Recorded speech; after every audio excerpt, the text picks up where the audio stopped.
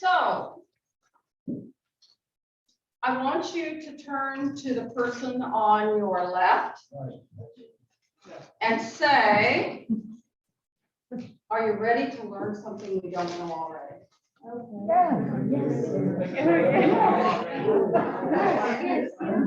Okay. Now turn to the other person and say this way, I am so excited. Okay.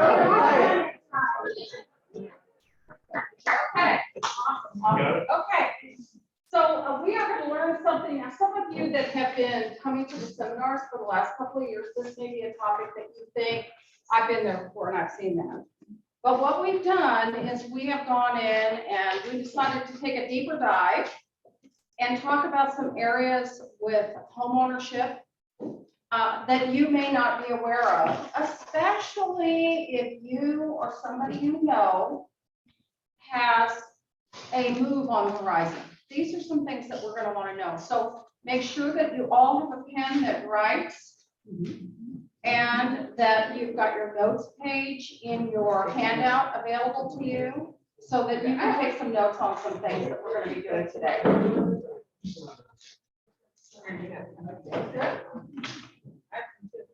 And we have a guest with us today. This is Linda Feldman. Linda is a real estate agent in the office with me, and I asked her if she would come and share the seminar with me today, and she may have some different points of views on things, so that, that's always good to hear somebody else's point of view. So we'll have that today. Linda and I are going to be sharing some of the slides. But the other thing that I want to make sure and do as we get started today on our seminar, let me turn this thing on first. We already know about this. We're going to hold our questions, which is the reason that we want to take notes. And we know who the three of us are. We know Ingrid and John and Debbie. Debbie here in the back, for those of you that are new. Debbie is our operations manager, and she is, I don't want to say my right arm man, but she's my right arm woman. She has a lot of important roles, and we couldn't do it without her. She's getting ready to celebrate her 8th year with us in October. Congratulations. We're very blessed to have her here. John is under the weather today, so keep him in your mind that he's going to be feeling much better tomorrow. Debbie and I had to do a duty today that is not always our favorite thing, and that's putting those directional signs out. And John's really good at that. So we were hoping that you could find your way here. Obviously you did. So I think we did okay with that. And John and I are real estate agents, and we are right-sizing experts. Also, this is a new piece a new slide that we put for you, and we also included that in your handout today. I think I forgot to put it in here. What are we as a group? So Sullivan and Sullivan is the real estate wheel of our group. We're the hub of our group. And then we have other services that we offer to people that work with us when there's a real estate transaction involved. Handyman contractors, we have estate liquidators, we have packers and movers, financial and legal experts, in addition to move management services that we work really closely with our clients. I'm also the project manager on our team, so I'm coordinating who starts and stops when. Painters, when can we get in? What do we need to do to get the house ready to go? Make ready person, we got to get it ready and cleaned up before we go in and stage it. So there's a lot of different components to our business. We're not just real estate agents that are sticking a sign in the yard. So this slide tells you about that, and that's in your handout today. And then this is one of the most important slides for me because it's the people that sponsor these events. And we're ever so grateful for our sponsors. As a matter of fact, today we have 3 of our sponsors here. We have Megan with Davidson Law. Can you just stand up real quick and introduce yourself? My name is Megan Proctor. I'm an attorney with Davidson Law Group. We are a comprehensive estate planning and probate law firm. We're based in Fort Worth, but we have satellite locations in Allen, in Flower Mound, Keller, Southlake. It's one place. Sounds like 2, but it's in one. And then all the way in Tyler. I don't go that far, but so we, like I said, we'll do all the potential documents that may be associated or transactions that may be associated with any sort of estate need, anything that's connected to your property and how you want to dispose of it, we're happy to help. So some of the presentation today, there's going to be components in there that actually talk about some of the legal events that take place in our business through some experiences that we have that I'm going to want to share with you. And we always look to Dave to help us and guide us on the right way to conduct things. Then we also have Raquel here, and Raquel is with the Orchards in Arlington. It's an active 55. Sure are. Yes, so the Orchards of Arlington, we are a 55 plus active community. So one thing we really strive on is resident events on a daily basis. We host between 5 a day and between 7 to 80 on a monthly basis. We're all about having fun and enjoying yourselves in the park. Where is it located? We're in Arlington, Texas. Well, I know that. What's the address of your location? 101 East Barden Road, so it's exit 20 on that block. We're on Barden. They're on the other side, so where the Highlands are, the Arlington Highlands, they're on the other side of that. They have a really beautiful community. They have a sister community as well as Plano. Yes. And their apartments are very nice. They've got a beautiful open area for people to have social events in, great pool, walking, really nice. They have garages, really nice. Get a chance, stop by to see them. Thank you. And then we have Troy Miller, and Troy is here from Haber Wealth. Tell us a little bit about yourself, sir. Yes, thanks, Ingrid. I appreciate that. So we're, like she said, comprehensive. We're a very comprehensive, holistic wealth management firm. So we're really focused on, fee only, and we're about commissions and that type of things. Most of the folks we're working with are about to retire, or 5, 10 years away from retiring, and maybe they have some pension plans, options that they're worried about that they take a look at, or they're need some help with investment management or planning. We also, and I put it out there on the table, it's a really good brochure that a lot of our clients have raved about. It's called Loss of a Loved One, and it's basically kind of like a to-do list, a step list of what happens when you do lose your spouse or your mom or dad, and how all that works. And it also helps with those talking points when you are talking to a spouse or the next generation about that. So feel free, it's right in the middle of the table out there in front. It's called Loss of a Loved One. Loss of a loved one. It's a 2-page flyer, and it just talks about, it helps you take an inventory of what you take notes of. That's great. Thank you. That's really important. Thank you so much. The other sponsors that we have that are not here today. So for example, next month, actually, since we're doing every other month, October, we'll be doing Cut the Clutter. And we'll have 2 of our estate liquidators here to talk to us about how does that work, and giving you some ideas on what's a good fit for you or someone that you know. We have Old Republic Title, which is the title company that we do a lot of our transactions with because they work really great with our clients. So they do information for us. They can look up information on your surveys, for example. They help us with oil and gas leases on occasion. We'll be talking about some of that in our seminar today. Cherry Creek Mortgage, I think that a lot of you met Jefferson in the very beginning. They're a great group to work with. And I want to make sure and be very thankful for the Viridian, which is where we are today. Viridian Elements is the active 62 plus housing for that age group on the backside of this community. And I think their plan there is, it's a master plan community. They've got 620 houses that they're slated to be putting in just into the Elements. Debbie and I were working to see if we could get a tour because we wanted to go to the Magnolia and visit, but we couldn't get that set up for this time, but we'll definitely do it in October. And actually, October is better because it's going to be cooler, right? Are you sure? The Magnolia, I'm hoping for that. The Magnolia, what do I want to call that? Field trip. The Magnolia field trip is what we'll do in October. Okay? All right. So this seminar that we're doing today is owning and selling real estate. And what we want to do here is we want to talk about some of those things that are going on. As real estate agents, I think that a very common question when we're in a social event is, How's the real estate market? how's the real estate market? What's going on in the real estate market?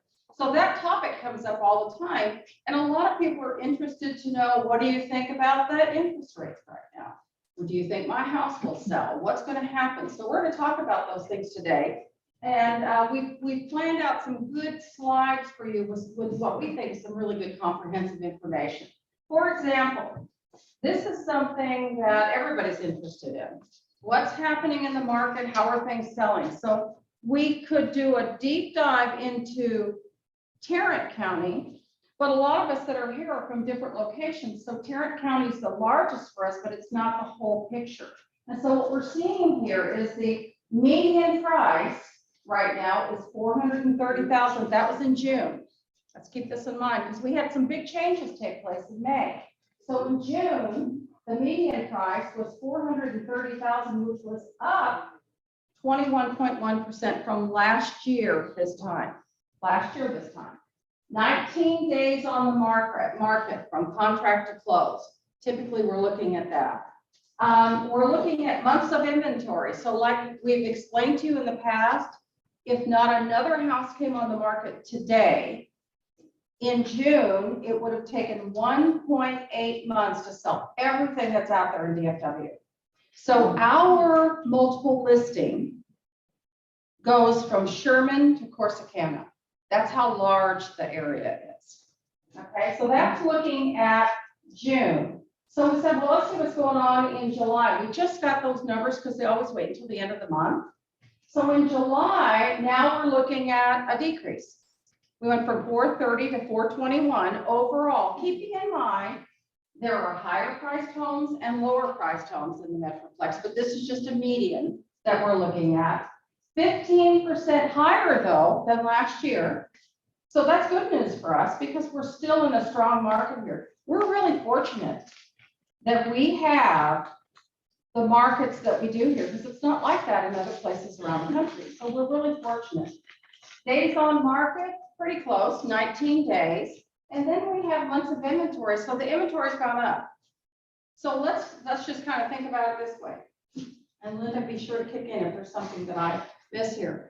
Typically, our market starts at the very end of February, just a little start, a little hint of it. And then when we go to March and we go all the way up until about the second week of August, it's flipping for us because it's all about what? School. Everybody's in a hurry to get resituated before school starts. And then within a couple of weeks after school starts, typically the middle of August until the end of August or maybe Labor Day, things just kind of calm down a little bit. Everybody's taking a breath. Okay, we got that done. Now, for those people that are not moving schools in the same school district or they're empty nesters, so they don't have to worry about that, they're still looking, but we just have a little breather. Kind of like we do in January. After Christmas, after the holidays, everybody is worn out. So January is really quiet for us. That's the time that we're making sure that we're all ready to go for next year. But then September comes along, and here again, those people that missed out throughout the year, maybe during that time of multiple offers, they're still looking. They still want to do something, and they're still out there. And oftentimes on our team, we've gone and had successful months all the way through December. Want to ask them? No, because you look at the months of inventory in Dallas-Fort Worth, it's 2.2. Let me explain that. A seller's market is anything with less than 7 months, 6 months of inventory. So we've been in a really strong seller's market for 1 to 3. Pardon? 1 to 3 seller's market. Yeah. So now that the inventory is increasing, that simply means that there's more opportunity for other buyers to get into the market, those that have kind of missed it. Right. And that's a good thing. It's great for us as realtors because showing houses to buyers that there was always at least 15 offers is a little challenging. Right. It is. I mean, for a seller, that is exciting. Oh my gosh, look how many people want my house. But it's very hectic because oftentimes people will offer more to get chosen. But they want to figure out a way to get that money back somehow in repairs, etc. So it's not always what we think it is. But now what we're looking at is there's more opportunities that are coming along. So as I said, the market's kind of crazy the past couple of years, and it's starting to slow down some. That doesn't mean, oh my gosh, we missed it. That doesn't mean that at all. It just means that things are starting to look like they're going to be a little more balanced, which is good for all of us. DFW is still strong in the seller's market. We saw that. We still have over list price offers. We still have that. And it's dependent upon location, the price, the schools, a lot of different things factor into that, but we still have it, but not like we did. I mean, in the past, you could put the house on the market and by the end of the day, you could have 10 offers. And then you're trying to figure out, okay, what are we going to do with this? You know, when do we cut it off? When do we ask for more? So it's really crazy. More opportunities, as Linda just mentioned, for first-time home buyers who've been missing out because that extra money that they had set aside, because once they buy that house, they're going to put new flooring in, or they're going to update the kitchen, or they're going to paint. Well, all of that money in the past has had to go on top because that's what it was going to take to get the house. So they were, for lack of a better way of saying it, housework. All their money's into that. So how interest rates affect the buyer? So looking at this here, 1% increase in interest rates is a 10% decrease in the buying power. So what we want to see about that is, as far as what are the rates right now? So I just checked this morning just in case you're interested. So an FHA is going to be at 5.25%. A conventional, which is my favorite kind, isn't it yours? Mine too. Easy. It's other than cash, it's the easy button because there's so many things we can do when we get an offer that's a conventional loan. It's not as restrictive as the first one. That's 5.375 today. VA loans, 5.25%. And then there's another one that you'll see here in a little bit on the screen, but I just want to share it with you anyway. For a rural property would be a USDA 5.25, but that's where we are right now, interest rates. And so people are looking to see, in the past, they've been buying for the payment based on their budget. So buyers want to act now before the rates go up again, because I think the feds have already planned on at least, if not one, maybe two, before the end of the year. So that's important for us to keep in mind. So Linda, I'd like for you to talk to us a little bit about the next few slides that we have coming up. Reasons homes sell. Okay, well, we all know that homes that are in better condition sell for higher prices, most likely, right? And it's important to realize that there really are two factors that make up what you can get for your home. Obviously, the price. If your house is in very poor condition, because it's got a lot of deferred maintenance, it's not going to get the top market value that's available and you could sell for. However, with just a few things, you can do minor things to your home that make a world of difference. The biggest thing is curb appeal. And let me say this about curb appeal. While it's important, you can't go overboard, because there are some of those buyers, and I work with a lot of young buyers, that'll pull up to a home, and if they see this beautifully landscaped yard, they'll go, oh yeah, we don't do that kind of work. That's way more than what we'll ever do. So let's go on to the next one. So I want to tell you that and share that with you, just to give you a little bit of insight into the mindset of the youth in today's world. They like the easy button. Mm-hmm. And as beautiful as we like our yards, I come from that generation that appreciates a beautiful yard and knows that it takes a lot of work to do it. Thus, my kids don't want that problem. They don't want to have to do that. So keep that in mind. Fresh paint covers a lot of what we call ills in a house, especially scents. Makes it look fresh and bright. As we all know, in the HD TV generation that we're in, everybody wants the upgrades in the kitchens and the baths, and really those are the most important areas of a home that you can update to get the highest amount of money. The roof and the foundation if you have concerns with your roof and foundation, as a lot of the homes that you've lived in, you've been in them for a while, and sometimes just over time, those things come up. I know I live in one, I've been in one 30 years, and I'm starting to see some things in my ceiling I don't like with this strap. Roofs and foundation are important because those are structural. Those types of repairs, most any buyer is going to want to see made by the seller. So just keep those things in mind. If you have some issues, best to go ahead and understand what those issues are now and get on top of them. Always important to make a good first impression. Good first impression drives the sale of the house. I literally have been with drivers or buyers pulling up to a house, and they go into the house, and in 5 minutes, they know they want this house. It's that fast of decision. And there is nothing more lasting than a bad first impression. And well, I mean, I've been with buyers where you're driving them up because you know, we have to schedule an appointment with you to see it. We don't just go. Schedule an appointment, you've got everything all set. You're leaving the house so we can come and look at it, and we pull up to the curb and they go, oh, no, let's go next. No. So that first impression makes a big deal. It makes a big difference in whether your home looks inviting for them to want to see what's beyond that front door. And your real estate agent that you work with really should help provide you with an objective opinion of what needs to be done in the house based on the current market that you're in. In the hot sellers market that we're in right now, less has had to be done to get a home sold. But now that the market is changing, more may need to be done. So it's a real estate agent that can give you an objective opinion, because we're in the market every day. We see what buyers are wanting and needing and are looking for, okay? So some of the basics, buyers will generally prefer to buy a house that is in good condition, move-in ready, and you know what? They're really willing to pay more for it.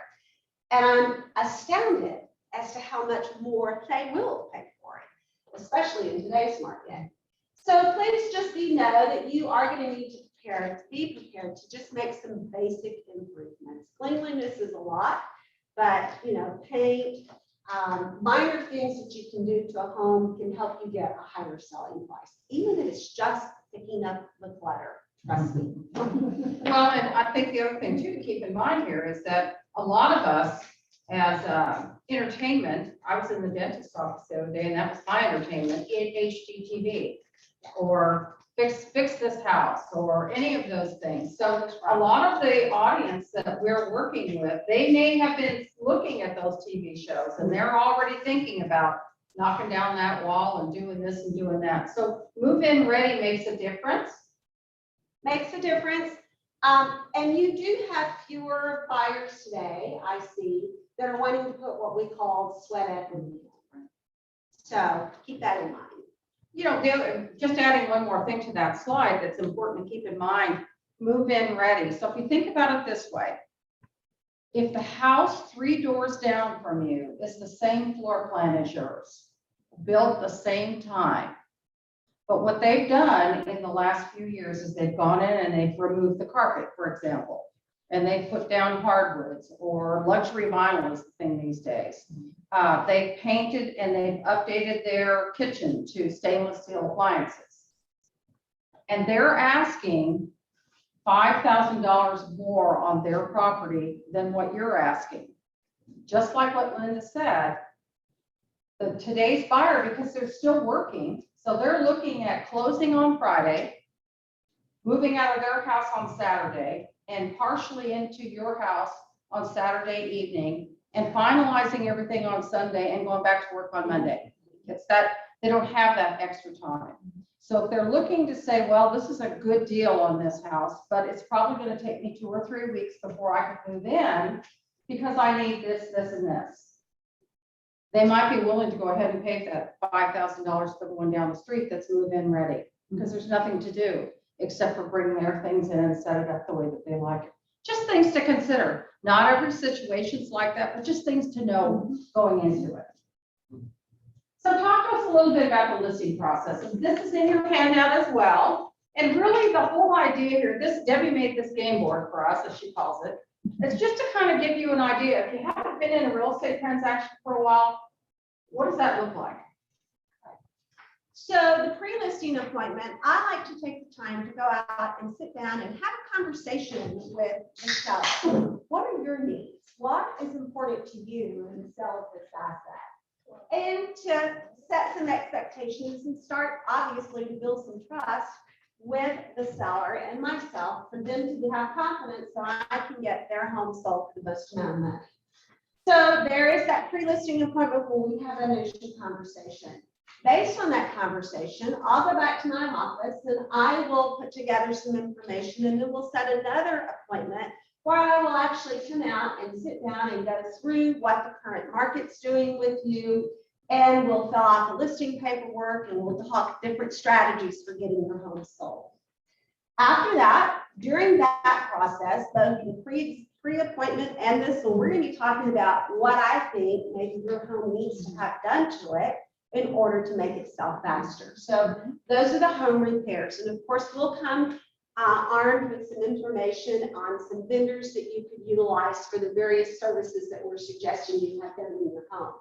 Once those home repairs are made and we kind of coordinate all of this together to make sure the process goes pretty smoothly for you so that you don't have to stress about anything.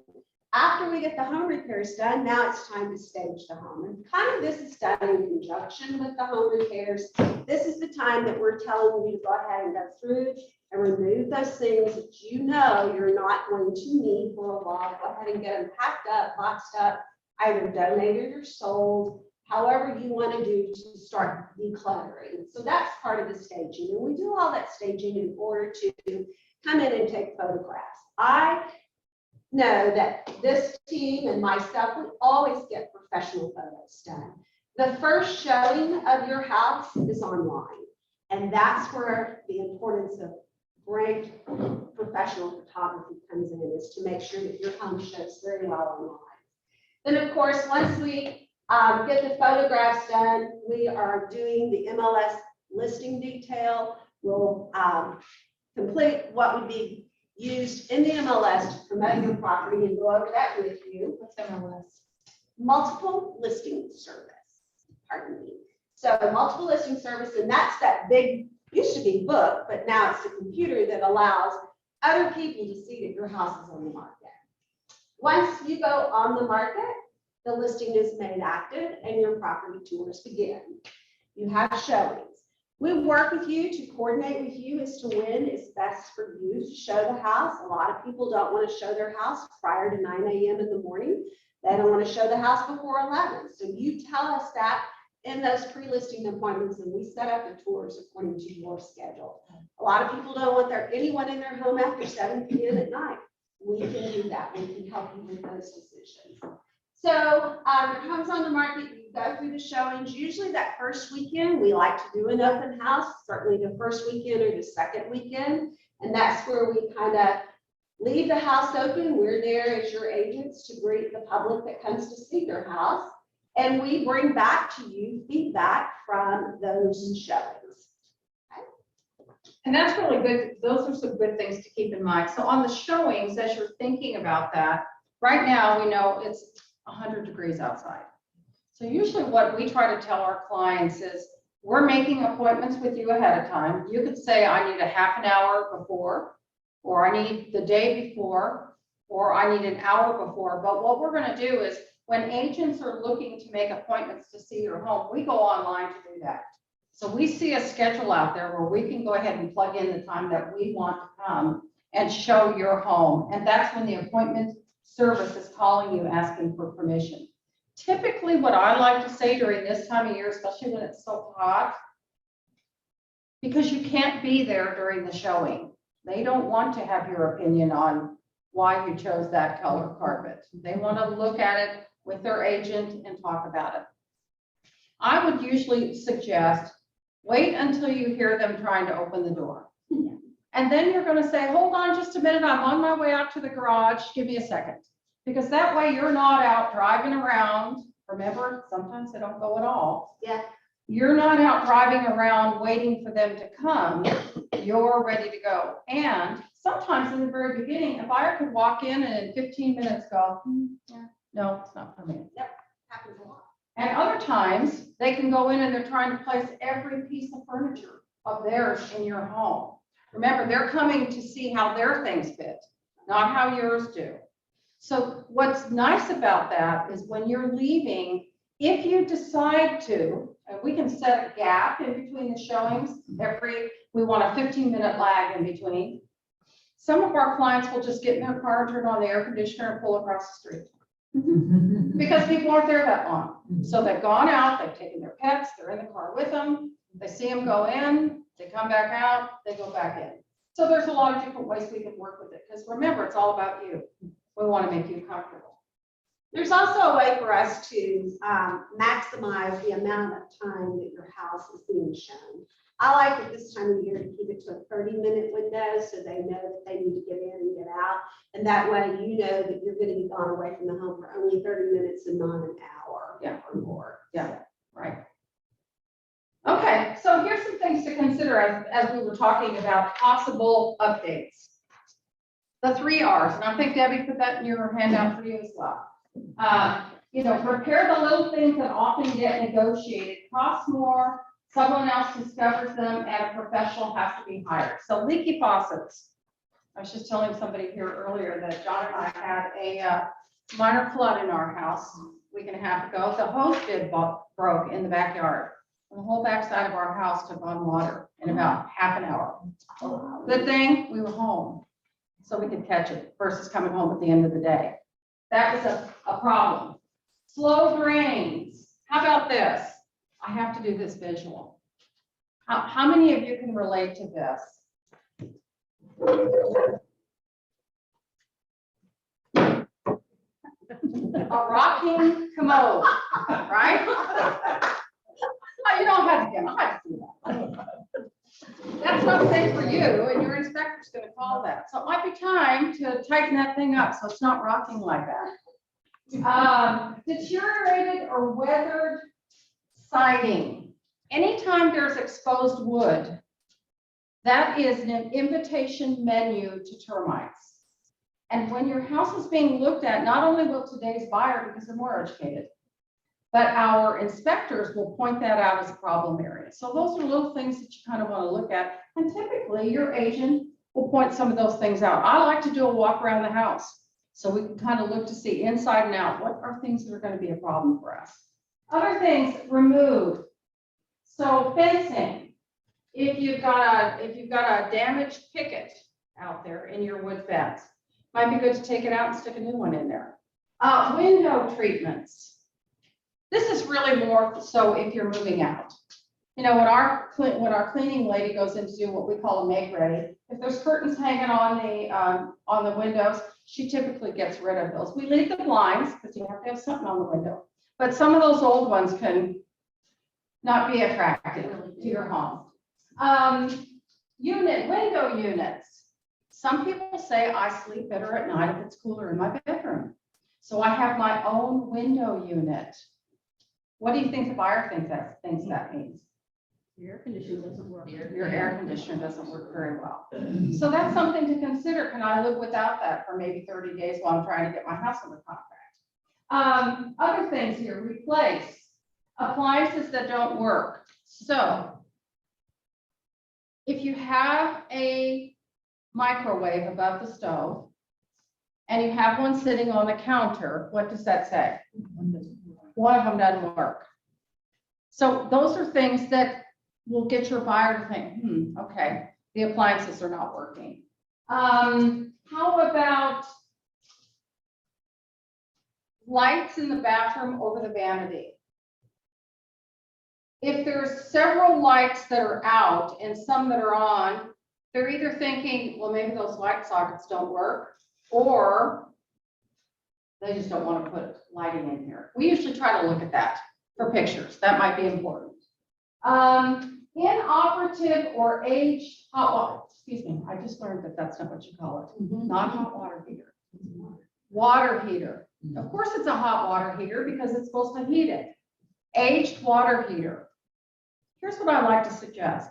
If you have a receipt or you know how old your water heater is, take a Sharpie and on the outside of it, write 2013. It only helps you know When did I bring this in the house? And it helps the inspector and the buyer know as well, right on it, what the date is. Do it yourself or hire a pro. So this is really important because before your house goes on the market, that's the time you want to do the things that are going to be costly when they're asking for repairs. So just some quick things here. Replacing the light bulbs, I mentioned that. Change the filters in your HVAC. If you have a housekeeper that comes in or you're handy with the vacuum, vacuum the vents. If the vents have dirt or dust hanging on them, what does that say? Didn't take care of things. You haven't changed your filters. So it gets the buyer suspicious about what kind of maintenance have you been doing on your house. Keeping that in mind, that's an easy thing. Minor painting, we talked about that, caulking, lawn care. You don't have to have the yard of the month, but it needs to be tidy so that people are seeing that.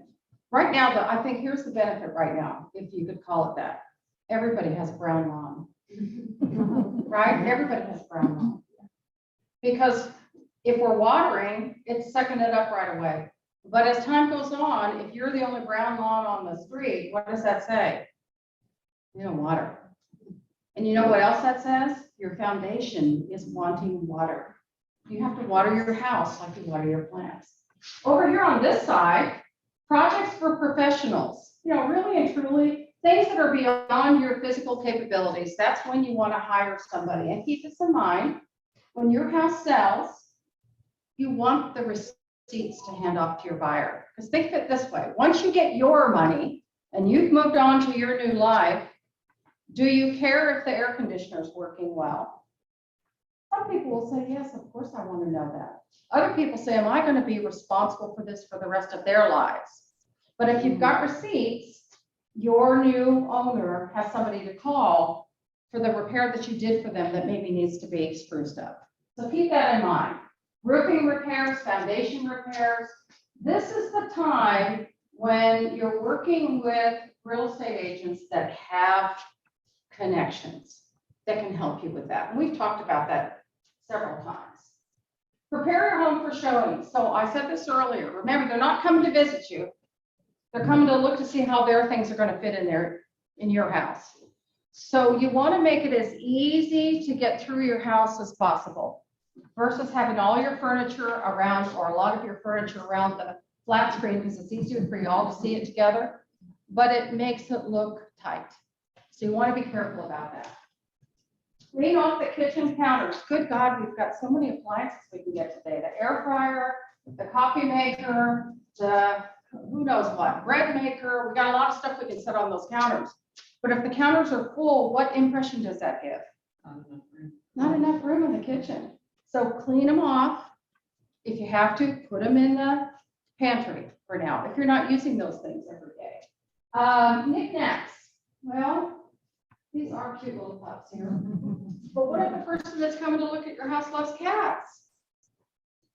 So knickknacks are nice, but they're dust collectors, so you probably want to take some time and pack those up. Remember, you're moving, so you don't need to have them out there right now. Other things that we have, any clutter, we talked about that. And we talked about you not being there for showings because they want to talk to their agent about it. I'll say this. If I'm showing a buyer and the seller's there, I'm going to say, hey, can you tell me something about how old is that hot water heater of yours? And of course, you're going to want to be helpful and tell me, right? Yes. But when you're there to answer questions, not that you're trying to hide anything, but when you're there to answer those questions, you're hurting their agent because they can't negotiate on a conversation you've had about something they're not aware of. So it's best for you to collect your collectibles, put them away in a safe place. That includes drugs. Leave the house, let somebody look at it, and move on to the next thing. You chuckle about that, but let me say this. You could have an 18-karat diamond laying on your dresser, and if that person's there for hydrocodone in your cabinet, that diamond's going to stay there, but you're going to be cleaned out in the cabinet. So it's important to pack those things up. Estate sale tips. Boy, Debbie and I have been learning a lot about that lately. Just about every transaction we do, because we work with older adults, requires an estate sale. And here's some things that I think are important for you to make a note of. Lawn equipment. Here's an example of a seller we have right now. The buyer didn't show up to closing. We were all ready to go, 5 o'clock in the evening. Guess what? The buyer doesn't show up. Well, we've had an estate sale. This gentleman has a pool. The estate liquidator sold the hose, but the pool needs to get water in it.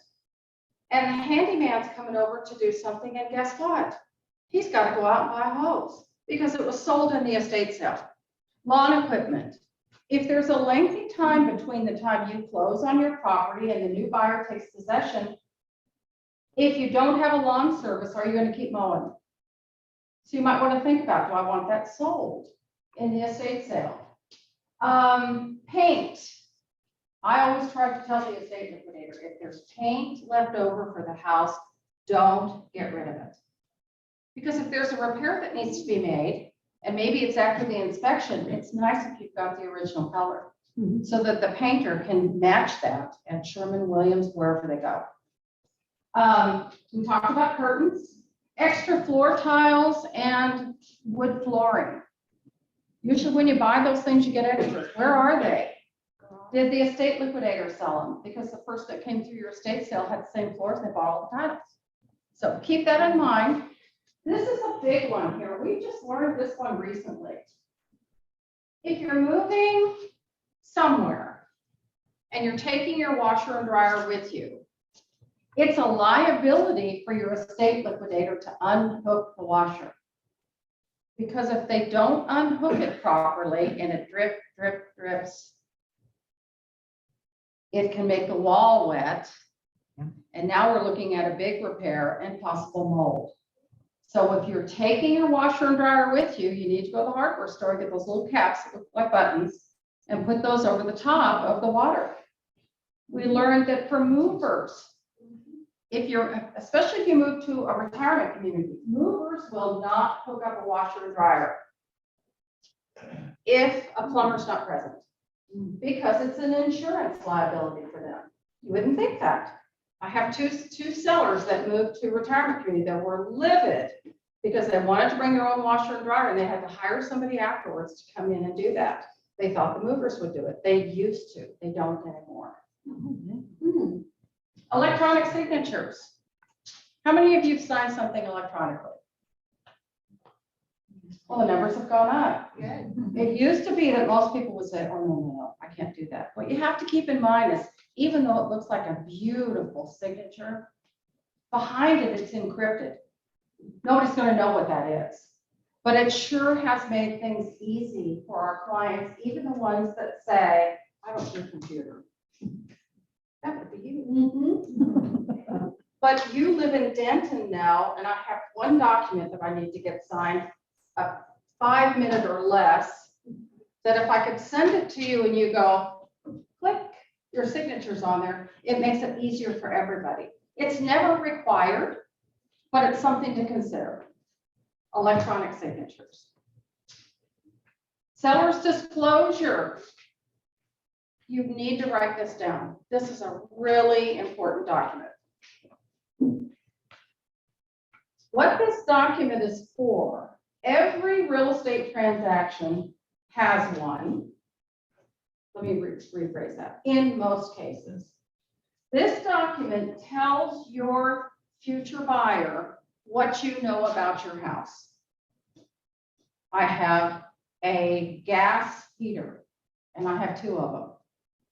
I have 2 remotes at closing that I'm going to give you for the garage door. I've had settling. I have aluminum wiring. I have this or that. This document is critical.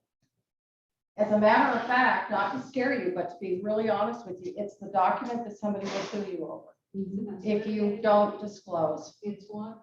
It's the document someone will sue you over. Because keep this in mind, this is a disclosure. Our real estate attorneys tell us all the time, disclose, disclose, disclose. Because if you don't, your neighbor will. Hey, did she tell you she had a flood next door? Yeah, that wasn't on there. So that's really important. Seller's disclosure. Your agent will come with that. They are required for most situations. If you have this situation, which I have right now, I have a seller, and I think I may have told you this in one of our sessions. I have two sellers right now, husband and wife, they're deceased. And their son is in Michigan. He's the trustee. They're selling 2 investment properties. They've never lived in those properties, ever. So they don't know what the condition is. But because he's the trustee, he's not required to fill that out. On the other hand, if it's your power of attorney, not being a lawyer here, but if it's your power of attorney, your son that's signing for you, he probably knows that there's some things that have taken place in that house over the years that need to be noted. So that's not a pass. That needs to be filled out. So that's, what would you like to add about that I might have missed? I think it's important, as it says, to be thorough and honest. The thing that you don't want to do with the seller's disclosure is speculate on problems you think you may have and put those in there. You want to put only known facts about the house. So if you think you have foundation problems, it's better to call out a foundation guy and get that answered rather than saying on your seller's disclosure, we possibly have foundation problems. Right, because not all settling comes with foundation. Right. But every house settles. Yes. Okay, so enough on that, off the soapbox. Surveillance, that's another thing. I mean, all this new stuff that we can get, my gosh, we can control the thermostat from our phone. We can control the music in our house from our phone before we get home. We've got cameras in our home. We've got Ring doorbells in our home. That's surveillance.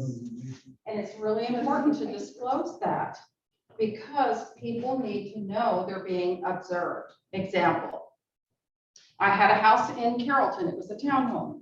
And I told the seller, we're going to have a showing tomorrow afternoon. You can't be here. Okay. I've got some shopping to do. It's not a problem. I'll be gone. The showing has taken place. She calls me and says, oh my gosh, we're getting an offer. I said, how do you know that? You weren't there during the showing, were you? She said, no, I wasn't there.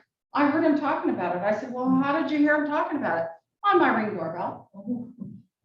She said, I heard the buyer telling her agent, let's write an offer. I'm so excited. You need to call her and find out how much we're going to get. Well, guess what? The agent was talking about another house that we're writing an offer on, not that house. It's important when people are going through your house, especially if you have cameras, that they know that so that they can feel free about discussing that property and know that they're being watched. You have to disclose it. Anything you want to add?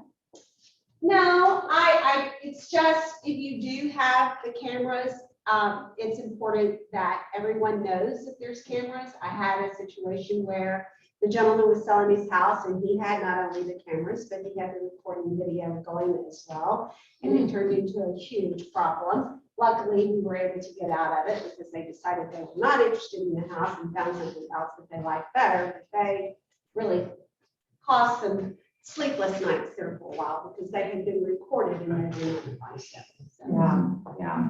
Same thing happens when you sell your home. That equipment, remember, a lot of it right now is wired or it speaks to your electronic devices. So even if you say, well, I'm going to leave the Ring doorbell there because where I'm moving, they already have one or I don't need it anymore, it's still important to disconnect those things so that people aren't feeling like they're being observed.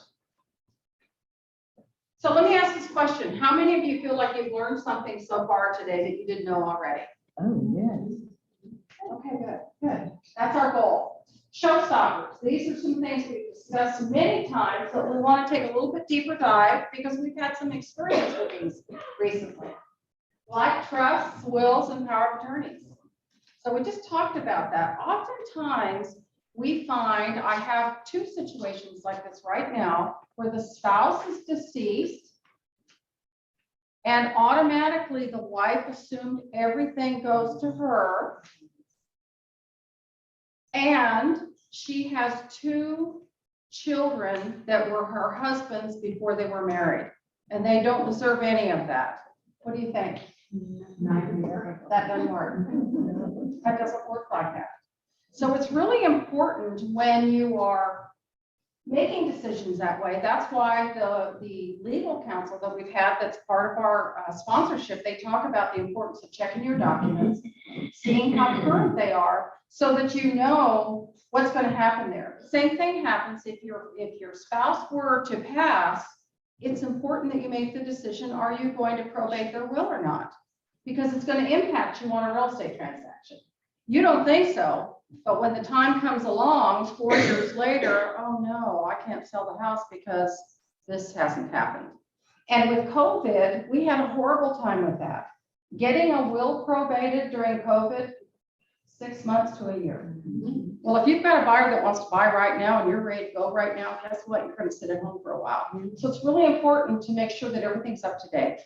Whether you're moving today or not, it's important to make sure things are up to date. Power of attorney. The power of attorney is only good if that person is still living. I know that sounds funny, but you know, people will say, well, I've got the power of attorney, but mom's gone. Well, you know they are. Your power, she's not there anymore. So that's important to keep that in mind. Can a power of attorney sign a listing contract? Can they sign a seller's disclosure? Yes. But you got to prove to the title company that you have to have the document that says you are the official power of attorney. They want to see the originals, not a copy. We're learning that right now with the transaction that we have where they lost the will and the attorney's trying to help us get things going and all they have is a copy. That's a problem. So keep that in mind. The house is in a trust. John and I have our house in a trust. The Davidsons actually did that for us because we wanted to make things easy on our son if something happened to us. It helps us with a lot of different legal options. But at the time when you get ready to sell your home, the title company, and Robin will shake her head yes to this, the title company wants to see the trust. They want to see what it says. They want it to go through that and get the pages that they need and copy them and give them back to you. So make sure that you have that available for that transaction because legally they need to see that in order to ensure that transaction. Did I miss anything, Robin? Okay, good. So it's important just to throw something in as you are in the process of staging your home and decluttering and packing things up. As you come across these documents, put them someplace where you can find them quickly because you will need them. And oftentimes when you need them, you need to know where they are. They're in that box that got packed away somewhere. You know you have them, but you don't have an idea. Yeah, Which ones. pack that box and guess what? It moved to storage. And it's in storage in the very back corner. Right. That's Right. right. Some other things that we have here, the affidavit of airship. So probating is one way to do that. And that is especially when you have a blended family, like I spoke about earlier, probating is the way to go to make sure everybody knows what's happening. Sometimes though, there's a quicker process, if you will, and it's called an affidavit of airship. And that's when it's a pretty easy thing. Example, your spouse is gone. You are needing to sell your home and everybody is in agreement that when you sell the home, the proceeds go to you. Nobody's going to fight about what anybody gets. The affidavit of airship is something that can be used. An attorney's always going to scrutinize that because they want to make sure that that's the proper document. But it is something that can quicken a process when everything lines up. When everything lines up. And I had the experience of selling my uncle's home. His wife had died several years ago and he had passed recently. Well, they only had 2 children and there was never any blended family. Rather than having to go through probate, we were able to do the affidavit of airship where they had other people sign it. As far as they knew, out of a 56-year marriage, these were the only 2 children and they were able to get the house sold quicker that way without having to go through probate. So, And it can also be less expensive. a lot less expensive. Yeah. When it applies, it can be less expensive. Survey, talk about that. Okay, this is a really important document and one that you may have gotten when you moved into the house 40 years ago. Well, if you can find it, that's still a valuable piece of document for you because this is a negotiable item in a contract. if you can produce the document that says, this is where my land features are, my easements are, and I have not built anything else in this, on this property. I've not put in a swimming pool. I've not added a storage building on a concrete structure. This will save you about range of $475 to $525, because all you have to do is produce it. And then the title company or the lender gets to look at it and decide, is this sufficient? Some of the things that we have to have on it is a signature stamp and the seal, Like a notary seal. the surveyor's seal. The survey has to be accompanied by what is known as a T47 or a residential real property affidavit. And this is really nothing more than a certification from you that says, we've added nothing and made no other changes to this home. Or if you have, you've at least drawn those things in. Like I said, if you've got a storage building that you put on a concrete slab, you're probably not going to get to be able to just draw it in. Or a swimming pool was added to your backyard, you're going to have to get a new survey. But again, that's negotiable in a contract. And if you can produce a survey that doesn't have it on there, you've at least done your part of the transaction. It becomes a negotiable item. It does. And a lot of times it's a win for the seller if you have something. Because the title company at least wants to see you have something. And if the seal's on there, then that was your responsibility to provide them with that. And it's for them to determine is it good or bad. And in most cases, when they say, no, we need a new one, like one that's 30 years old, the buyer's paying for it. So look for that and put that in your folder with the things to set aside. Property Owners Association. So this has just been a change for us with the Real Estate Commission. It used to be called HOA, Homeowners Association, but now it's changed to Property Owners Association. All of our documents, our verbiage have to apply to that. So if you're, how many of you are in an HOA that are here today? Okay. So really what that is, it's when you get a contract on your property, typically there's a fee that the Property Owners Association charges to transfer things over to the new owner. And the title company wants you to pay for it. Now, you may have negotiated where the buyer's going to give you a portion of that back, but initially to obtain those documents, that fee has to be paid up front.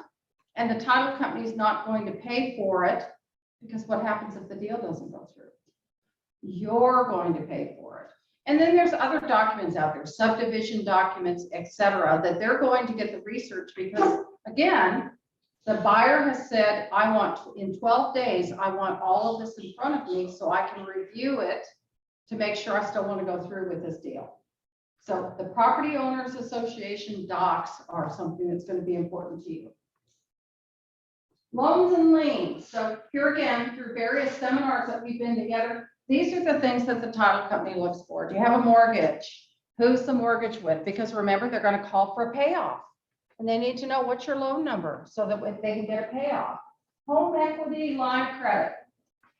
Home equity line of credit. I took out a home equity line of credit on my home because I wanted to save that money or set it aside for a rainy day. If I got sick, I wanted to be able to grab that money versus going into my investments. I never used it. But now I'm going to sell my home, and Bank of America says they have a home equity line of credit on their home. Even though you never used it, the bank puts a lien on it. So those are the things that you're not aware of because it's just kind of sitting off to the side. That was your plan. Those are things that are important. Reverse mortgage is another thing. If you have a reverse mortgage on your home because you wanted to take money from your equity, maybe do some updating, we need to know who's the servicer so that they can get a payoff on it to see what you owe. Remember, that goes the other direction versus less. Power of attorney liens or homeowners association liens. If you don't pay your HOA or POA, I haven't gotten that down yet. They can put a lien on your property. Mechanics liens. I had new siding put on my house. The guy did a lousy job. I told him I'm not paying for it. And he went right to the county and put a lien on it, saying, you're going to pay me one day or another. So now you're selling your house. Now he's going to get his money. That's what a mechanics lien is. So the title company's job is to do all that research to make sure that it's clean to go to the next person. Judgments and child support, those kinds of things. They're looking for all of that in a real estate transaction. Want to add anything? Did you have a question, sir? Or just a Well, comment? you know, I was thinking, I was gonna say it out loud, but I live with, have common grounds, everyone, okay? And a year after they bought the property, this person was told by the seller that, yeah, they can build a little fence in front for her precious flowers, and she can't. Yeah. So that would be a problem with the homeowners association. Yeah. And that's what they're there for, is to watch that and make sure that it's the same for everybody. And some people will say, I never want to live where there is one. But that's when you run into lots of cars on the street or in the driveway or disrepair or unruly lawns. And then there's the other side of that, that there is some policing of that and everything looks the same. Yeah, See, his, CCR's covenant conditions requirements for your subdivision requires that those types of documents are what is collected up front and given to the buyer, so they have that opportunity to read through those and know those things before they complete by purchasing the home. And when they don't get delivered or they get found out later, people can get really upset because their whole purpose was to buy the home. In a lot of cases, this comes up. Most recently, they purchased the house as an investment property, only to learn later they can't rent it out. Yes, Yeah. I'm glad you brought that up because that's new. In a lot of cases now, the POA is going to dictate how that property is used, whether it can be rental or not, because of the sales that we've talked about in the past with these companies that are going in, and when there's no HOA, POA, they have no control over that, and that's when our neighborhoods end up with a lot of rentals versus owners. So to protect that, they put that in deed restrictions. Okay, minerals. How many of you own minerals? Okay, this is really important. This is another change to our documents now. How many of you received money recently? A check. Oh, look at this. We've got more over here. I have some people that say, you know what? I think we got that 20 years ago. I've never seen anything since. I got the big check. That would be me. I've never seen anything since. If you've ever received $1, you have a document that says oil and gas lease. We need to see it. When you're selling your house now, you are required to present that, whether you're giving the minerals or keeping them. It's the proof that you've had a lease before. So it's a document to say. Other things that we have here, solar panels. That's really come up a lot lately. If you got a lease and you have somebody that's going to buy your house because they're okay with solar panels, we need to see it. It all needs to go to the title company. What else do we have there? Water softeners, security systems, anything that you have a lease on, the lease needs to be presented. And there's only a few days to do that when you get a contract, or the buyer can terminate if you don't provide the documents. So as you're thinking about this now, and when you go home today and thinking about paperwork that you may have set aside or it's in a stack and you're going to get to it, that would be the time to start filing those things away, just so that you have quick access to them if you needed them. Contract to close. So now we've gone through all of this rigmarole and we're ready to do something different. All right. So your house has been on the market, you're getting great feedback, and you are starting to collect offers. It is our opportunity to take each offer that you get and go through it and look at all of the various components, the various variables that are in a contract, and come up with what we would call the net profit to you. In the case where you have multiple offers, and I will give you an example, I put a house on the market, $200,000 listing, sweet spot listing. Went on the market on a Thursday, had a total of 41 showings in 3 days, and presented 26 offers to the seller the following Monday.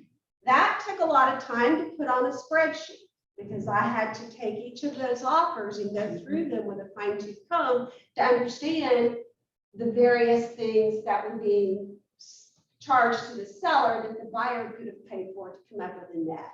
Well, that is our job as real estate agents, to help you understand what those terms are and what each term, how that impacts your bottom line. But once we present all those offers to you and we kind of go through the details of how each is financed and what that is of a benefit to you, cash offers versus financed offers, FHA offers versus VA offers, because each of those different types of appraisals is important to you as a seller, we help you reach a decision as to what is the best offer for your house.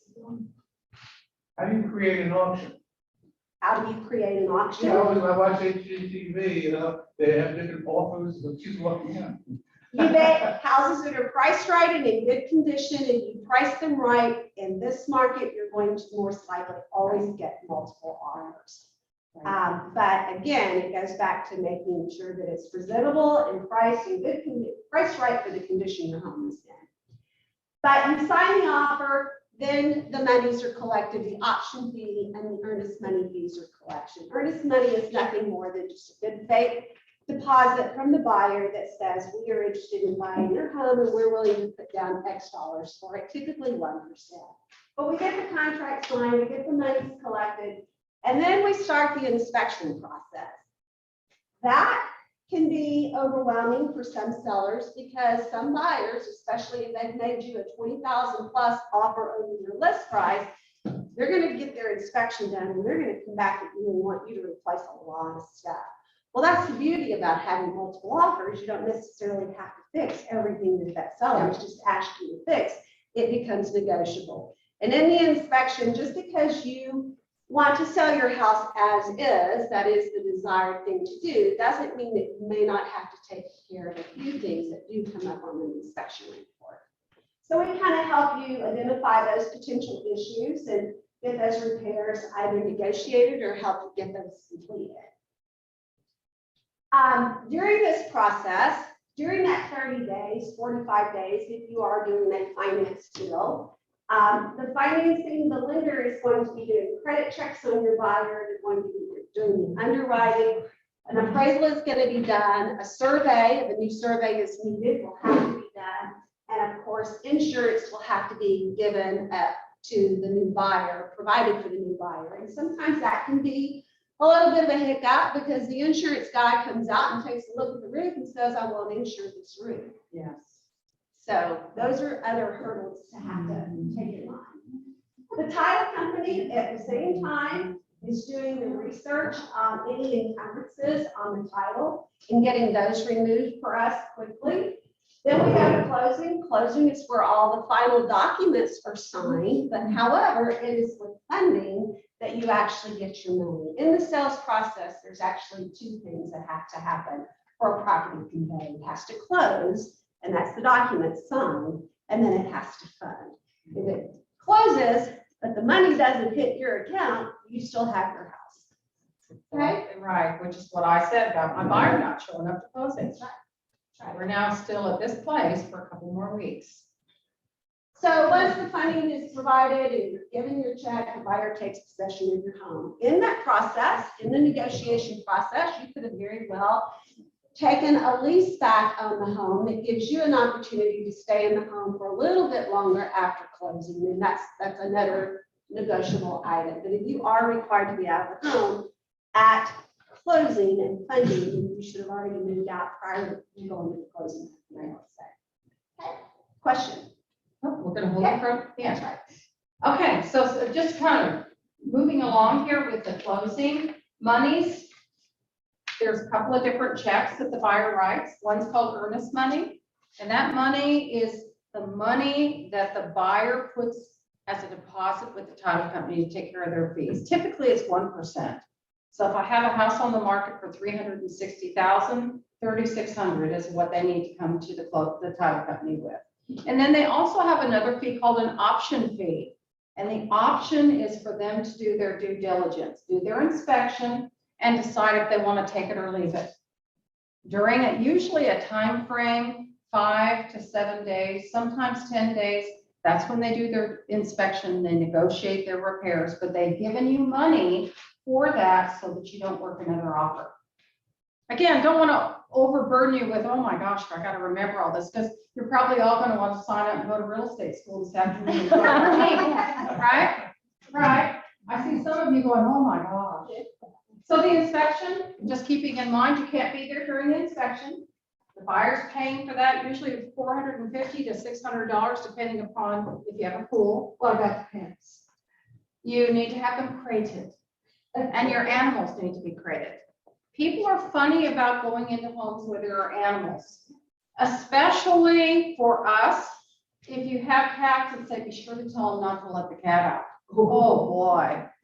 You know, we're not in control of who's showing afterwards, and for them to come in and go, kitty, kitty, kitty, it's hard. It's hard, so you need to make sure that your animals are crated. But this is something that is required. Rarely does a buyer not do an inspection. Now, if it's an investor that buys your house, they do an inspection too. They have their construction manager that's going to come in and walk through and look at everything to make sure that the money that they're giving you is going to cover what they think they need to do there. Here's important things. These are all pictures of things that we've experienced on our listings. The air conditioner is not working very well. Why do you think that is? Lots of leaves. It's hard to get to the breaker box because it's an older home and it's in the master bedroom closet. So we've got to move everything to the side because the inspector's going to want to open that up and check to make sure it's all done right. How about this one here? Hot water heater is here, but how do you get to it? And is it on a stand? Because hot water heaters can't be down on the ground because of the car that's in there. So they want to see that it's up on the stand. Or in your attic, to go up there and look at your HVAC, it's kind of hard to get through there because that was another storage space. Or the same thing goes for the garage, for the inspector to be able to get in there and do their thing. They don't like to come back. If they can't get to something, they make a note that it was inaccessible. And depending upon the buyer and the lender, if they have to come back, the inspector's going to charge them again.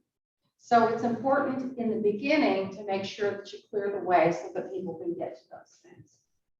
Repair negotiations. So we talked about that a lot. These are the big deals. Air conditioner, electrical, plumbing, roof, and foundation. Those are the deal killers. If they're in disrepair, that could cause an offer to go another direction, especially if they're getting a loan. Because the lender's always thinking of it this way. If we get it back, are we going to be able to sell it? So these are the things that we want to make sure are in good order and that we've got, if we've had foundation work done, I have 3 houses like that right now, that we have the paperwork that shows it was done, shows the schematic, where the piers were placed, and the lifetime warranty that goes with it. Now, the lifetime warranty is easy to acquire from the company that did it through a phone call from you, but people want to know where are the piers? Because if it turns out that your house needs more piers, they don't even know where the first ones are. Sometimes you can see, I like to call it the postage stamp. So we can see a square piece of concrete and it doesn't match the same color as the rest of the driveway or the walkway. That's a sign for us that says foundation work has been done here, but it's not always that obvious. So having that is important. One extra thing when you add about that, if you have had foundation work done and you still, even though it was done 15, 20 years ago, and you still have that paperwork, put that with your other important. I'm working a transaction right now. He has all of that information. But as I was reading through his information from the foundation company about the lifetime warranty that comes with this foundation repair, it's a lifetime warranty for that homeowner. It's a limited warranty for the next buyer, okay? So you have to be careful how you present that as well. So that's why it's important to have that to read through that so you understand that. Well, and there are some companies, there was a time like with roofing, where there was a lot of foundation work being done, and there were a lot of companies selling that and that are no longer in business. There are companies, we work with a couple different ones, that if you needed foundation work done and you had the schematic that shows, but you need more, they'll buy those piers, meaning that they'll warranty those piers for the company that's no longer in business. But there's a lot that goes with that, and if that's something specific to you, never hesitate to call and ask. It doesn't cost you anything to have your foundation measured, for them to come out and look to see if there've been any changes. It doesn't cost you anything. That's their job, is to do that. If you choose to have it done, they're going to give you a quote on that, but it doesn't cost you to have that done. Same thing for your roof. Doesn't cost you to have somebody come out there and jump up on your roof and look to see what the story is. I just recently had a place in my dining room, I noticed 2 years ago, a little circle like this that was dark.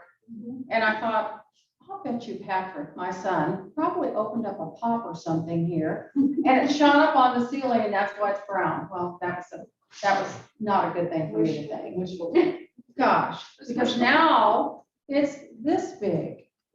Well, here's what it is. You know those pipes that are up on top of your roof? They have what are called boots around them, rubber boots around them. Well, from the sun, it was rotten, and that boot had torn, and there was water leaking in there. So that's why it got bigger. But I had a roofer to come out and look. Mortgage loans, we talked about that earlier today. The ones that we like the best, we love cash. I bet you do too, right? Cash. A cash offer isn't always more. A lot of times a cash offer will be less because they're going to close in 2 weeks. Sometimes it's the same price. Rarely is it more than what your home is listed for when it's a cash offer. Conventional is what we love because it's so easy to work out the details. Oh, there's things that need to be fixed. I don't want to fix anything. I'll give you X number of dollars off the sales price. If it's a FHA loan, you got to fix it. It can't close unless the repairs are done before closing. That's kind of a pain. But for first-time home buyers, sometimes that's the best loan to have. And while those loans or those repairs are negotiable, how many of you would be willing to put money into a home that you don't own at this point? Yeah. Right. So it usually always falls to the seller. Yes, it does. It does. And when someone makes an offer on your home and they have an FHA loan, your loan gets like a name tag. It gets a case number assigned to it. So if it doesn't appraise and the next buyer that comes along is FHA, they already know in their file, this is what we said that number is going to be.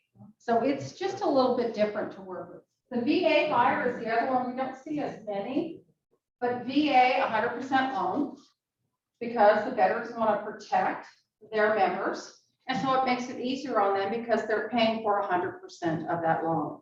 And this one, I have not really done anything with because I don't do a lot with rural property, the USDA. Appraisal, keep this in mind.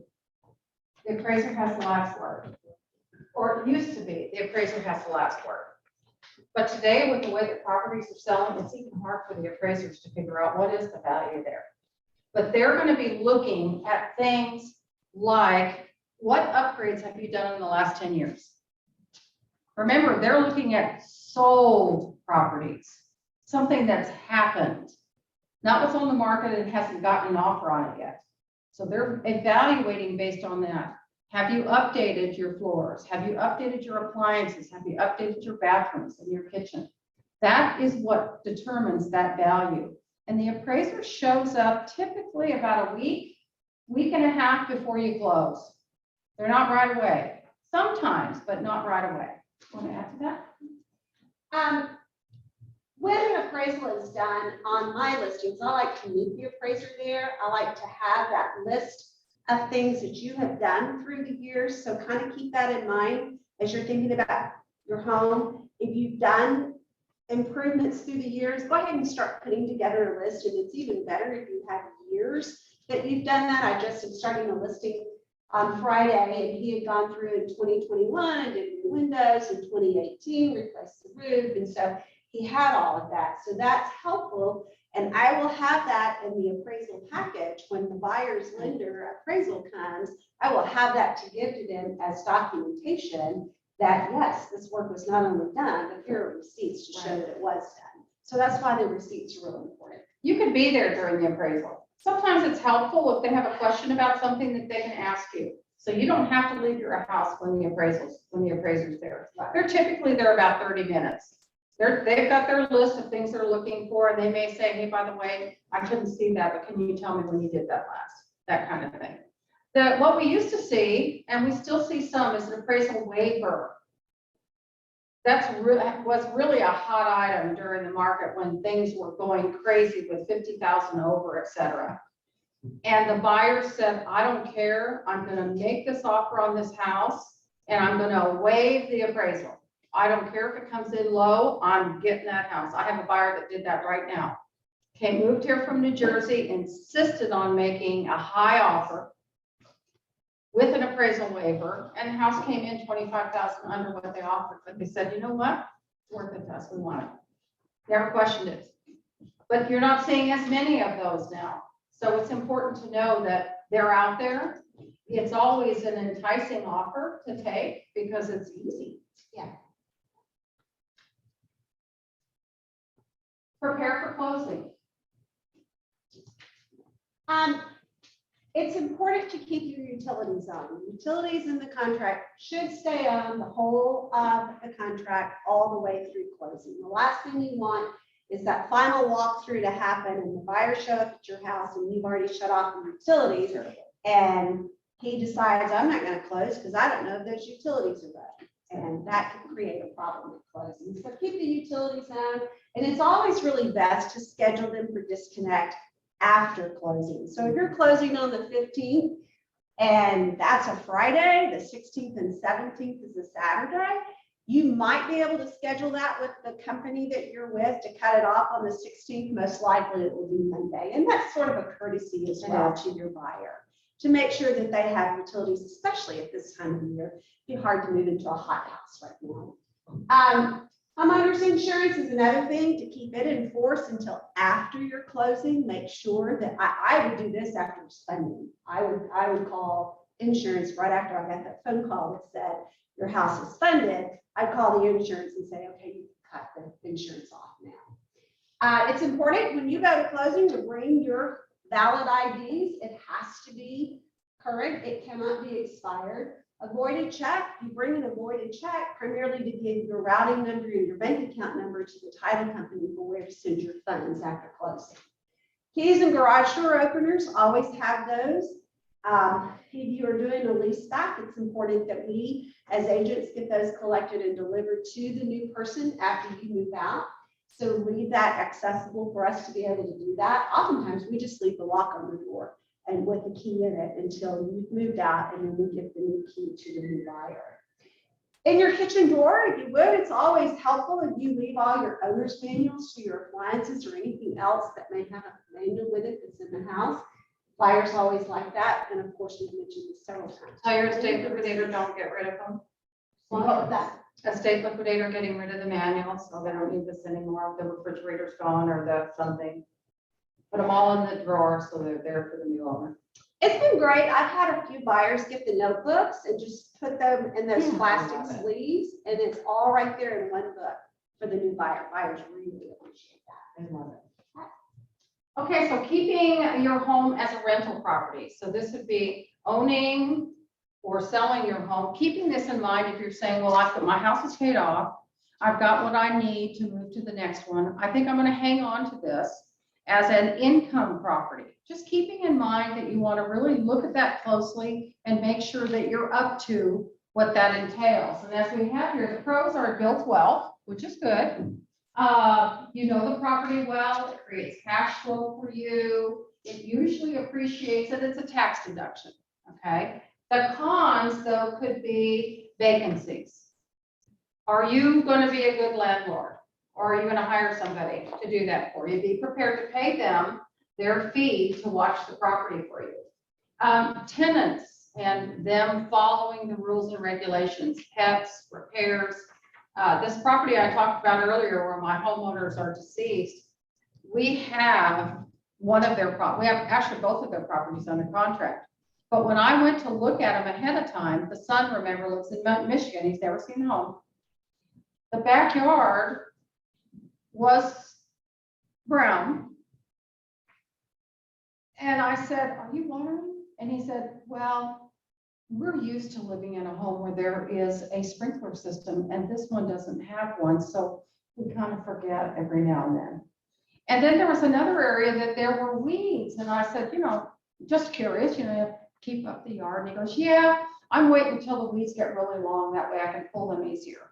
So keeping that in mind, I mentioned that, of course, to the property manager, and there was some resolution done on that. But you got to remember that people are not going to take care of your home the way that you do. Adding insurance, maintenance costs, and the reason to have a property manager is, are you the person that's going to go fix the toilet at 2 o'clock in the morning? Probably not, but you need somebody to do it. So you want to look into that. And you lose your homestead exemption because it's not your primary residence anymore. Last but not least, both of those homes that I've spoken about here the last few minutes, the homeowner bought them as income property. So they took the money from the sale of a property, and instead of just sticking it in the bank, they used that to purchase a like property. That's called a 1031 exchange. That's what they did. It's a tax shelter as well. And as you can see here, it allows investors to defer capital gains. So for you, if you own your home and it's just you, you're allowed up to $250,000 tax-free. If it's a couple, $250,000 apiece, $500,000 tax-free. So that's nice to have to reinvest the proceeds on that. And if that's something that you've ever thought about or considering, we can get you more details on that. So considerations when choosing a real estate agent. We've given you a lot of information today. Was it too much? It was a lot. It was a lot? Okay. Is it something you think you can use though? Yeah. Yeah? Okay. So some things to consider. You want to look to see if is the person that you're hiring, do they do that for a living or is it a weekend or a part-time job? Because it's important to stay on top of the market, especially right now. We are both trained as certified senior housing professionals. So we pay particular attention to what's going on in the housing market, specifically in the senior housing market. That's important. Somebody that can be prepared for the needs that you have, which is much different than a first-time home buyer. Integrity. That's really important. You should be looking for somebody that has your best interests in mind, not how quick can they get rid of it and get a check, right? That's really important. Do they communicate clearly? Or are they someone that talks really, really fast and you're someone that kind of likes to talk slow and hear every word that someone says? Can they communicate clearly to you? Are they willing to use your preferred style of communication? How many in here do text? Okay. If you try to call a millennial on the phone, you'll never get it. If you send them a text, you'll get a response just like that. Whereas our age group, you send me a text, I'll look at it, I may respond, but if you call me, I'm answering the phone. So make sure they're willing to talk to you and communicate in the way you wish to be communicated. And most importantly, do they answer your questions and concerns directly, or do they talk around them? Okay. Personality, do you like them? Do you get along with them? Are they friendly? Or do they show up, rush through the work, and then out the door and you're like, but wait a minute, I have a question. So make sure that you get along with them. And most important, you're going to be spending a lot of time with that real estate agent. So make sure you enjoy spending time with them. And make sure they're approachable. Most realtors are. Most realtors are people persons, but not everyone is. Right. That's really important, that you feel comfortable that you can ask a question or question why on something that they chose to do. Really important. Tech savvy. We got to know what's going on in the market and where the information is coming from, in addition to knowing the neighborhood. Not everybody's driving through the neighborhoods. Remember, 94% of our buyers are coming off the internet. So we've got to know how to find the information so that we can educate ourselves and you properly. Marketing is really important. How do you market? How do people know? There's a lot of houses these days that are going on the market and there is not a sign in the yard. Because a lot of sellers say, I don't want my neighbors to know I'm selling. I don't want a sign in my yard. So how are we gonna find you? Rarely are people going through neighborhoods on the weekends looking for sale signs. They're going where? On the internet. So that's really important. Flexibility, able to work when you need them, able to work in different locations.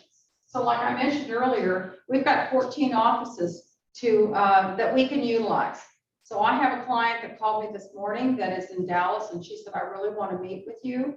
Right now, I don't want to meet at my home because I've got something going on. Can you meet me in Dallas? Yes.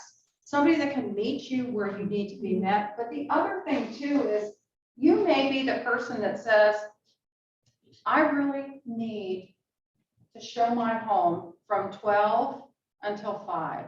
I don't want people in my home in the morning, and I don't want people in my home on Sundays. You need somebody that can work with you in a way that you're comfortable.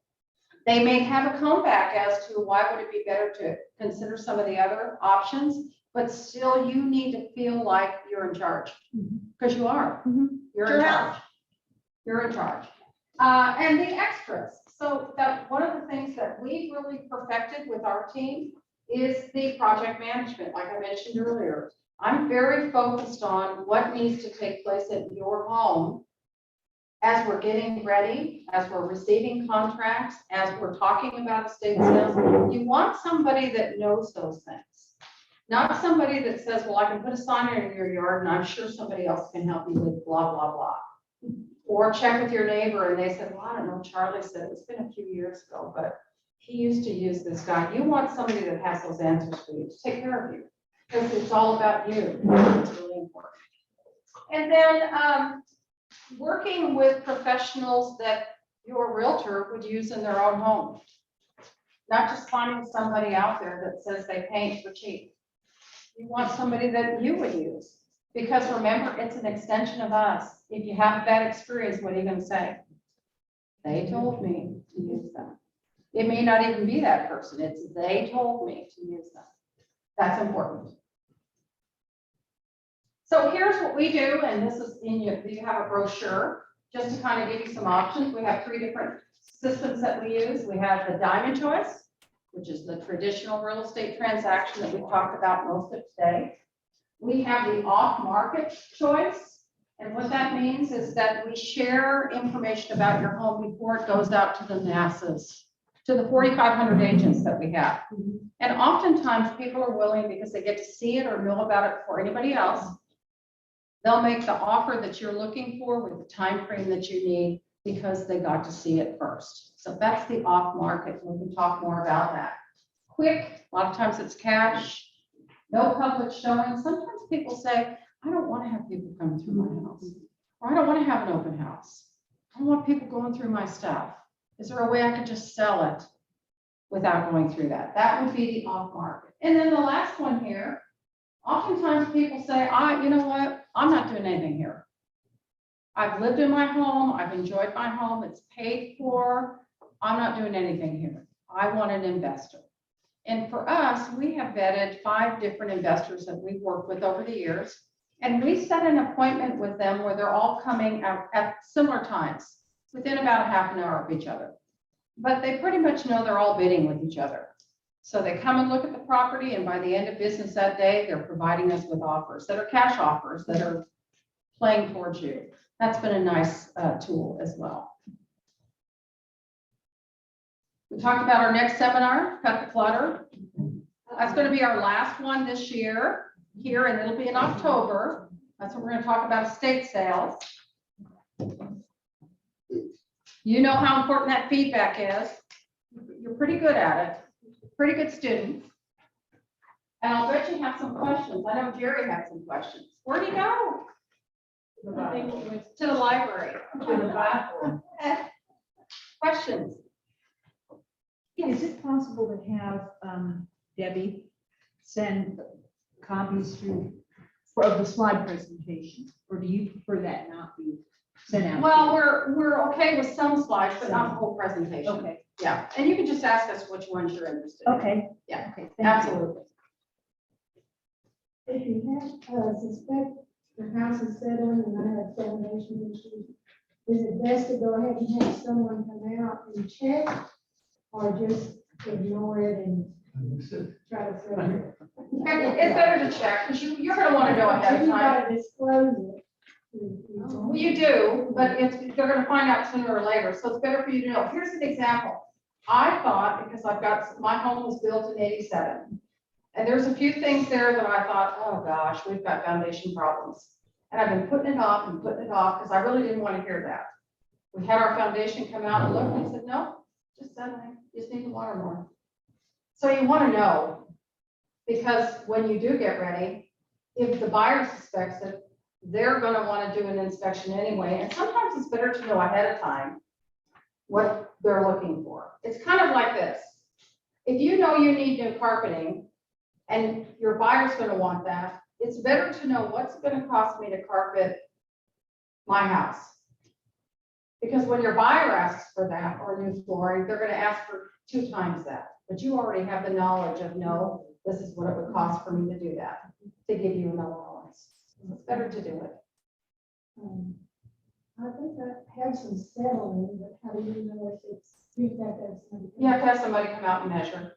And they're there 30 minutes. They've got a device that they measure the corners from the center of the room. They measure the corners in each room. They get a drawing and they'll be able to tell you how much of a change there's been. And sometimes, like I mentioned, it's not a lift that's required. It may just be that that's the area that you need to have soaker hoses. Not always, but it's a way to I know. have a sprinkler system and it sprinkles up against my house, and then I read, you're really not supposed to do that. It's supposed to be like 18 inches. And the soaker hoses are just a little bit away from your home, but I mean, that's a slow drip, unlike the sprinkler system. So do you know for sure if a sprinkler system watering your foundation is? Kind of depends. You have to have that person come out and look. Depends on your soil. Yeah, and in my case, I live on a well, so my sprinkler system is off my well. Each of my sprinkler heads has this beautiful patch of green around it. But the rest of the yard is brown because the pressure in the well systems are so low right now. The irrigation comes on, but then it goes off real hard. It's just, it goes on strong, but it doesn't last because it's so dry. So. When do you reach a point as a seller when it's no longer cost effective to make all kinds of repairs, not things like your foundation is cracked but things that you think might make the house more appealing? When do you reach a point? Is that where the trust is there, where you're saying, yeah, you can do all these things, but you're going to lose money in the process? It's knowing what are the items. What are the specific things that are bringing more money? And that's when we're doing, for example, a comparable or an equity analysis. We're looking to see what have other houses done in their homes that brought this price to them, that you may need. It's just having that conversation, because yes, you know, that could be a problem where you go out and spend $25,000 and you find out, boy, I spent the wrong money in the wrong place. And once everything is falling into place and you're not making repairs because you're staying in the house and it's fixing your house up, is there a point also where any of that is a tax write-off for the seller? Yes, because those are updates that you've been doing. Okay. there. Yeah. Okay. And so, you know, so some people say, I'm going to update my kitchen. I know I'm going to sell my house, but I'm going to update my kitchen. I'm not going to put my house on the market till next year. I want to enjoy my kitchen. So, you know, think about it like that. I've always wanted to do this, but I don't want to do it for that next person to enjoy it. Right. So kind of plan accordingly so that you can enjoy it too. Thank you. Who else? Yes. I want your comment on a situation. I don't know how common this is, but a couple, friends of ours, they were about to put their house up on the market and then COVID hit. So they decided not to do anything or go anywhere for the 2 years. But they did spend that 2-year period pulling out old carpet, putting wood floors, painting. When the time came and it went on the market, which the cost was considerably more after that, but the couple that bought their home, now this couple had a large ranch home all spread out, with normal dining rooms, they had dens, whatnot. They moved to the Orchards. Oh, And so they made a deal with a young couple buying it. And the young couple paid them X amount to take like the formal dining, the buffet, yeah, furniture, and the appliances all stayed. So they made a deal on the side. And how common is that? I've done 4 like that this year.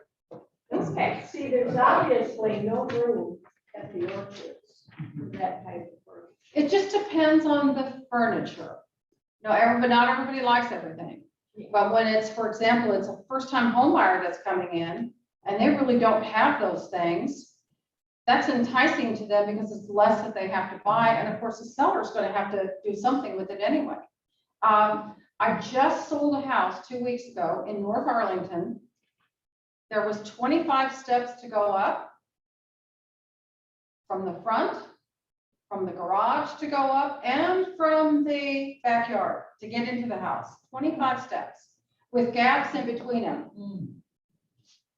I took my estate liquidator over there and he said, oh, wow, there's some really nice things here, but I don't have to, I can't haul that out.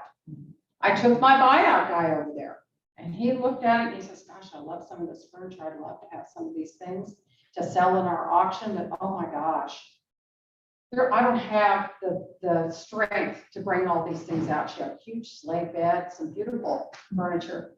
As it turned out, the buyer said, we have nothing. What we would like to do is buy a few pieces from the seller. And then it turned out that we couldn't find anybody to get it out of there. And the buyer said, we'll take it. We'll buy the things that we want and we'll take the others. So, I mean, it does happen, just depends on what you have. We call As this a scenario. I would have loved for that to have happened with my mother. Oh, I'll bet. My mother passed in January and I just had the privilege of moving all of her furniture from Louisiana to Texas to get it sold. So. Again, it's all, here again, the buyer's gonna pay for your house what they think it's worth. If there are things in your home that the buyer doesn't have that they really like, the yard furniture, the refrigerator, the washer, the dryer, those are not real estate items. Their agent will instruct them, identify the things that you want to buy, and then what is it worth to you? And if it's worth it to the seller, they leave it behind. When we have things that are we always put in our listings, the seller will have an estate sale. So the buyers know that a lot of the things that are in this house right now are going to be in the estate sale. They might want to write an offer and pick those things out first before they go in the estate sale. So there's a lot of different ways to work it. Well, this couple that bought it was a Arlington policeman, and they're fairly newly married. So they had nothing, and our friend just sort of let things go for them.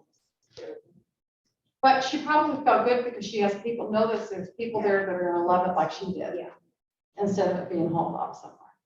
Anybody else before we do our drawing? Have you ever found any problems for the seller who has acquired the property through a ladybird deed? Who has what? Acquired the property through a ladybird deed? It's, Yeah, I've only had 2 of those transactions. An attorney had to get involved each time to make sure that it was done Really? properly. Yeah. But it is a nice way to save yourself when you do have the ladybird deed, because it does help when it comes to probate and those kinds of things. right. What is it? What is the term that you use? Ladybird deed. What is it? What is it? It's like a trust. Troy, tell us. I speak a little bit about it, maybe this year should give you more information. But a lot of times people will do this, it's something that, LBJ, you know, his wife, so they kind of can't, that's the reason why they call it labor. That's what I thought. But a lot of times it's keeping you, a lot of people say it's keeping the nursing home from getting your house. Yeah. So like you have, you know, to qualify for Medicaid and all that kind of thing, Uh-huh. if you don't have it in place, you're gonna have to leave your house to the state of Texas, or the state. But if you labor deed, somebody passes it down to your kids or whoever your heir is. And they're not having to pay taxes on it. But you gotta pay, I know, for instance, when I had a client that was going through that, I think it's $900 is what that lawyer charged to do the labor deed. But, you know, they're all probably charged similar or a little different. But, Is it a sale? Or is it- no, it's just, it's like a transfer on death type thing. Like if you had passed away, it's going to this person. Right. But, state planning attorney or an elder attorney would be the person to talk to. Right. And I think that information's available inside your brochure. If you reach out to the Davidsons, they can tell you about that. Sure. Okay? I have another question. Okay. Let's see, if you're selling your house as is, Uh-huh. must it be up to code and must all the electrical and plumbing things? When you're be stating you're selling it as is, you're saying, I'm not doing anything to it. Okay, And so the buyer knows that anything that needs to be done, if they're a cash buyer, it's not a problem. If it's a buyer that's getting a loan on your house and it's as is, there's going to be certain things that are going to be required to be up to code to make that I happen. see, okay. Anybody else got one? Let's take one more before we go to our drawing. Yes. I know a lady who lives in Fort Worth, and she said they made upgrades to their house, and then they decided not to sell it, and their taxes went way up. Is that usual? Well, everybody's taxes is on that. That's on how They're almost much. like triple what they were paying. I don't know that the upgrades would cause that. I guess it kind of depends on the upgrades. I mean, Linda? And if they added any additional square footage. Right, yeah, right. They put add on a room, for Just example. them going in and replacing updates in the kitchen or the bath and, you know. Or they've got Although a. I feel like they do, got a they tile don't on have it. that magic eye that looks down in your house and sees if you have everything updated versus the house that doesn't. Well, if they were gonna sell it, that was, you know, told somewhere, if they had done some updates, and then we decided not to. She said, Right. "It's up to them." Do you think it's because they had to get permits? Do they have to pull out, you know, they probably have to pull out permits on these updates, so they're like, oh. That could be. Yeah. Because they don't usually know unless you're Right, that could be. much. But the overall market has improved such that a lot of that increase could have just been for the market values, increase in the market. Okay,